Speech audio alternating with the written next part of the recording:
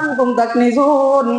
অন্য আয়াতে আল্লাহ বলেন, যে ব্যক্তি যাকাত আদায় করবে না, সম্পদ দেওয়ার পরেও সম্পদ আল্লাহর রাস্তায় ব্যয় করবে না, তার জন্য কিয়ামতের মাঠে ওয়াজুনুবুহুম ওয়াজুহুরুহুম হাযা মা কানাসতুম লিআনফুসিকুম, তার সম্পদ গলাইয়া পুরাইয়া তার পিঠের মাঝে সেক দেওয়া হবে, শরীরের মাঝে সেক দেওয়া হবে, তার পুরো অঙ্গ প্রত্যঙ্গের মাঝে সেক দেওয়া হবে, আর বলবে আমি ওই সম্পদ হাযা মা কানাসতুম লিআনফুসিকুম, আমি ওই সম্পদ যাকে তুমি সঞ্চয় করেছিলে ছেলে মেয়ের জন্য, তোমার নিজের জীবন চালানোর জন্য সঞ্চয় করেছিলে, কিন্তু আদায় করো নাই, আজকে আমি তোমাকে কি করতেছি, আদায় করতেছি।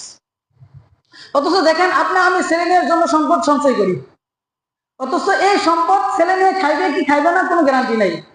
আমার ছেলে, আমি মারা যাওয়ার পর পর আমার ছেলেও মারা গেল, তাহলে এই সম্পদ খাইবো কে? বুঝতে পারি নাই, এই সম্পদ খাইবে গেলা, খাওয়ার লোক নাই।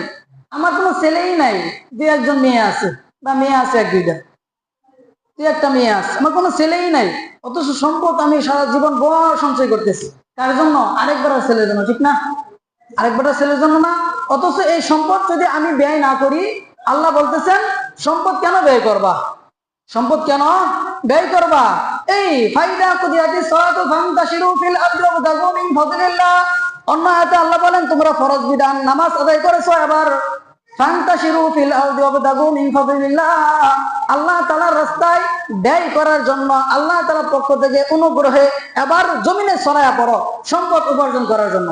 এবার আমরা যারা সম্পদ উপার্জন করি, আমাদের চিন্তাধারা হলো নিজের উপর।